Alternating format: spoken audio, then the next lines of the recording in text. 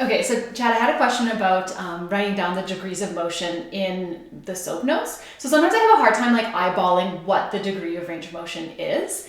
And do you think it's ever acceptable to just write like, mild deformity of range of motion, or like moderate, like severely restricted? Like, is it okay, do you think, to write things like that? Or do you think I should always try to write the degrees, even if it's just eyeballed?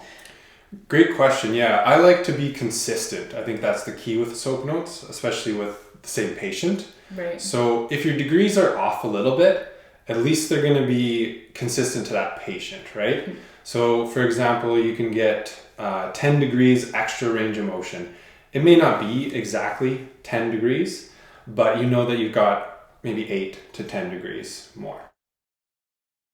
Another thing that I like to do is use shorthand. So for example, an arrow down. So I'll write arrow down or restricted in active hip flexion, for example.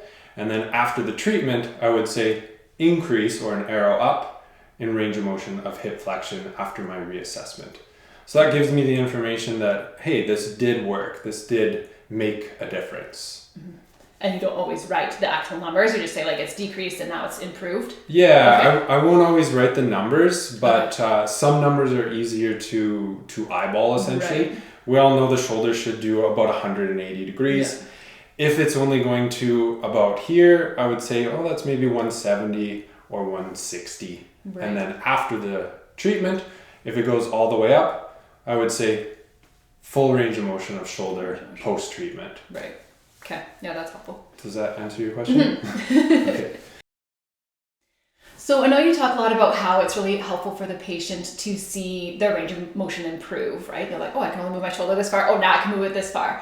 Would you ever find it beneficial, or do you do this in your practice, like taking a before and after picture? 'Cause sometimes, like this one, the patient can see, but maybe some of the other ones, like their neck, it's harder for them to see the increase, and maybe even for the practitioner. Do you ever take photos in your practice, or do you think that's beneficial for practitioners as well?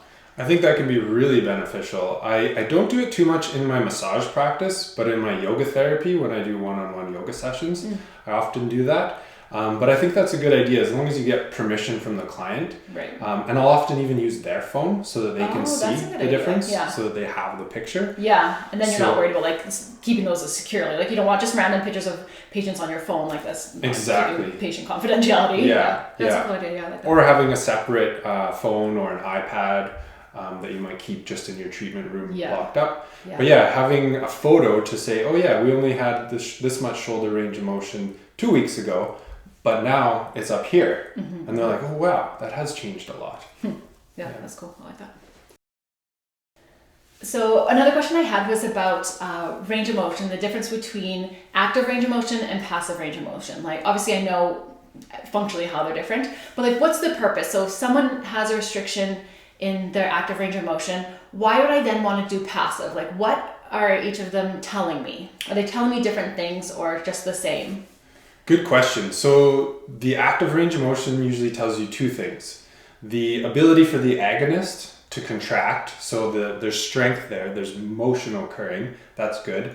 But it also tells you the length, or if there's a restriction on the antagonist. So I don't know for sure what's causing that restriction. Is it the poor strength, or is it essentially poor length? So then I go with that information saying, oh, there's something wrong here.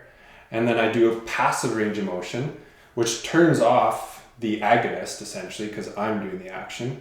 And that tells me, oh, it is in fact the antagonist.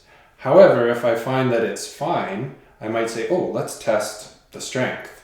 Oh, it's weak. That's why they have a problem in their elbow flexion for this example. Right. Yeah, that makes sense.